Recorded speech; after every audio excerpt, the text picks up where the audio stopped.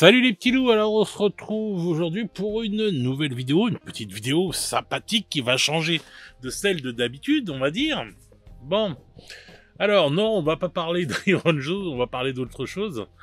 Avant toute chose, je voulais faire un petit point sur les vidéos que j'avais sorties sur les augmentations. Donc il s'est avéré que ce soit des augmentations qui soient pour la Pologne, etc., etc. Vous l'aviez dû le voir passer, c'est pour ça que j'ai pas refait une troisième vidéo ou que j'ai pas fait autre chose, mais bon, comme il y a des pleureuses qui me disent oui, tu es pas gentil avec Game Workshops, oui, c'est bien connu, je suis une ordure avec Game Workshops, hein. Tu n'as pas dit que c'était pour les autres pays et pas pour nous. Oui, donc voilà, c'est pas pour nous les 10% là, mais bon, vous inquiétez pas, on se retrouve en février de l'année prochaine pour la prochaine augmentation, hein, n'est-ce pas?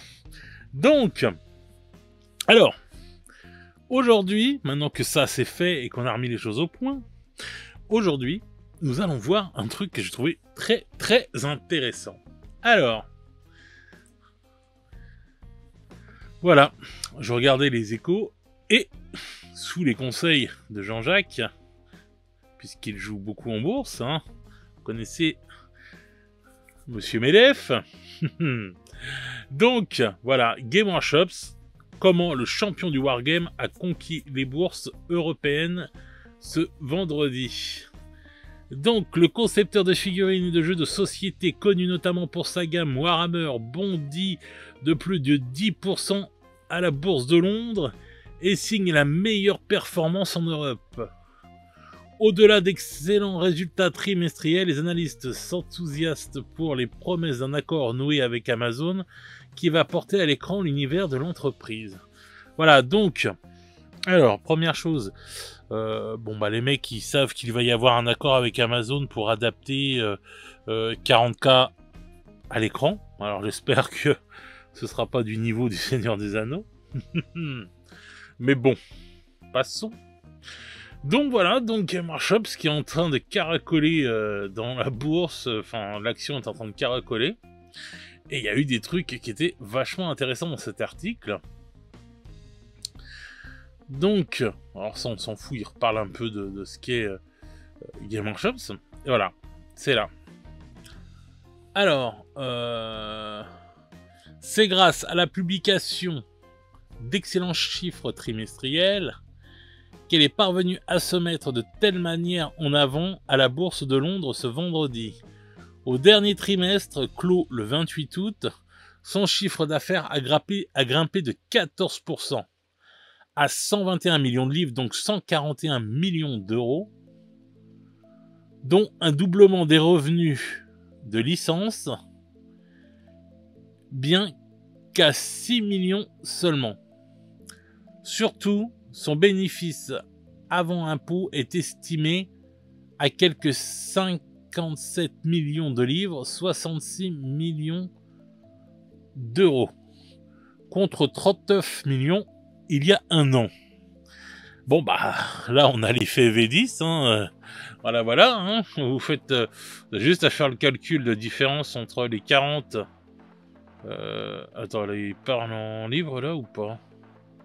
Les 40 et les 57, bon bah voilà, on fait plus 17 millions de livres, on va dire, 18 millions de livres, rien que grâce à la V10, quoi, sur la période, quoi.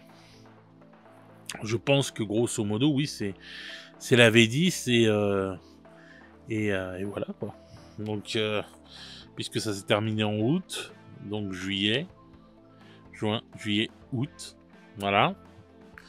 Donc voilà ce que la V10... a rapporté, hein, donc c'est pas mal, hein, je pense, hein, on va pas s'en plaindre. Hein.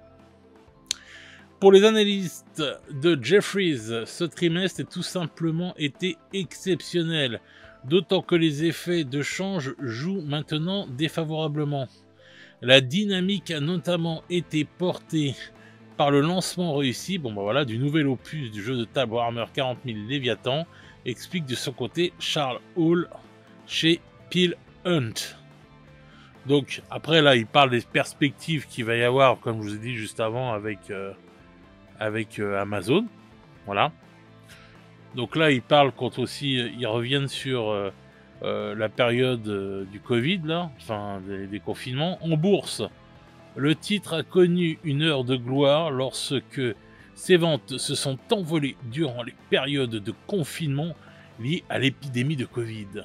En septembre 2021, l'action a inscrit un pic historique à 123 livres, soit une capitalisation boursière de 4 milliards, ce qui équivaut à 10 fois le montant de ses ventes. Donc voilà, je voulais partager ça avec vous. Hein. Game Workshop se porte très très bien, hein. On déplaise à ceux qui veulent que la société coule. Et voilà quoi, donc ils font de l'oseille. En plus, en ce moment, on a appris que en Angleterre, depuis le Brexit, tout se passe très bien et que les chiffres et ce qu'on nous disait était complètement fou, donc il y a des articles qui sont sortis de partout. Donc en fin de compte, en Angleterre, ça va très bien, enfin dans les Royaumes-Unis, ça va très bien en ce moment. Et puis bon, bah Game Workshop, voilà, en pleine forme, malgré les taux de change. Alors vu qu'ils sont en plus en train de... je pense, je sais pas comment ils vont faire. Comme je vous avais déjà dit dans une précédente vidéo, j'avais entendu dire qu'ils commençaient à vouloir peut-être produire directement en Europe.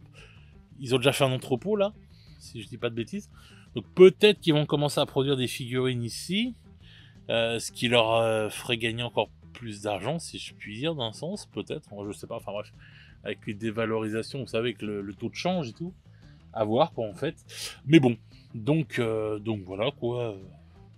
C'était pour vous partager que Game Workshop ça allait très bien, hein, ça fait beaucoup de sous, hein, la V10, hein, ça a été très très rentable, hein, la V10, hein. Punaise. Donc voilà. Bon bah voilà, une petite info bien sympathique ma foi. Je trouvais que c'était intéressant de la partager avec vous. Hein. Voilà ce qu'a rapporté la V10. Bon bah sur ce les petits loups, je vous souhaite un bon week-end. Hein. Enfin, bonne continuation de week-end puisque vous aurez cette vidéo samedi soir. Et puis bah nous, on se retrouve très vite pour de nouvelles aventures. Ciao ciao les petits loups.